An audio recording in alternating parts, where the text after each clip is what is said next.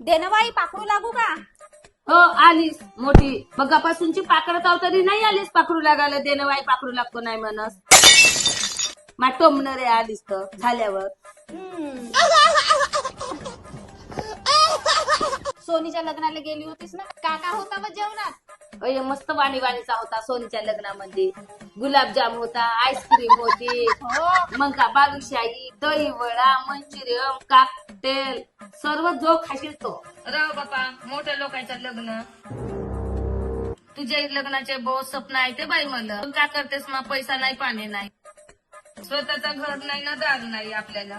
तुझ्या लग्नाला लोन काढीन म्हणत आहो तर तोही लोन भेटते का नाही भेटत का? अव भेटते ना लोन, कोठी ब्रह्मपुरीले.